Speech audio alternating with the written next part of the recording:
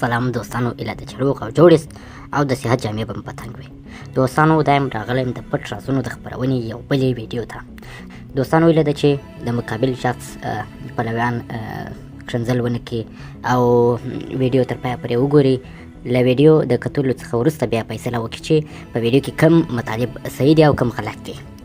دوستانو نن د انیپاتمار غونډه وه او هغه غونډه دا وه چې اشرف غني باید سرپرست حکومت انتخاب کړي او دی د چوکۍ څخه لاس واخلي. نو اتماره زه تا ته دا وایم که ته خپله د سړي زوی یې او خپله دا فکر کوې چې زه د سړي زوی یم، موقت حکومت کې خو یوازې ستاسې غوندې لوچګانو ګټې وي، نه د عامو غریبانو ګټې چې هغه د خپل اولاد په ډوډۍ پسې حیران وي. په موقت حکومت کې تاسې کومې ګټې لټوئ چې تاسې د موقت حکومت دپاره همیشه خپل اواز پورته کړی دی؟ آیا په موقت حکومت کې به تاسې له ولسمشر اشرف غني څخه رایې وګټئ چې ګټلی سي؟ دلیل یې څه شی دی؟ تاسې دا فکر کوئ چې ولسمشر محمد اشرف غني پر چوکۍ باندې ناست وي، هسې نه چې بیرته ولسمشر سي؟ دا خو د شکه وتلې خبره ده چې ولسمشر به بیرته اشرف غني وي، ځکه چې په دا 15 کلنه دوره کې هغه کارونه چې ده وکړله فکر نه کوم چې په دغه شرایطو کې دې بلې وکړې وای. نو د موقت حکومت دپاره خو ستاسې لوچګان د خلکو دپاره ښه موقع برابرېږي او د دغو موقعو څخه تاسې استفاده کوئ. رنچ خنصوري د ارګ ویان دی. ده پر خپل فیسبوک پاڼه باندې لیکلي دي د جمهوري ریاست ټاکنو شمېر نوماندانو په خپله نننۍ خبرې ناسته کې تازه خبره نه لرله، یوازې خپلې مخکینۍ خبرې تکرار کړې.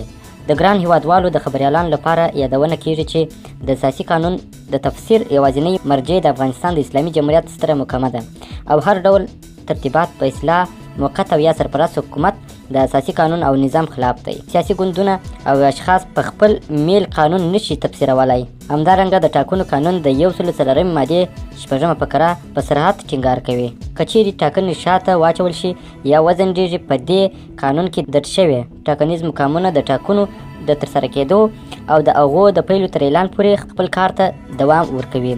په مخکینی حکومت کې د ټاکنو د ځنډ په اړه د افغانستان د جمهور رئیس د خبرو ویډیو د سترې محکمې د نظر له اعلان د مخه وه او وروسته له هغه چې ستره محکمې د وخت د ټاکنو په اړه نظر اعلان کړ، جمهور رئیس غني د سترې محکمې پرېکړې ته درناوی وکړ. ښه نو اوس خو د ټاکنو قانون د 104 مادې 6 فقره په سرعت ټینګار کوي.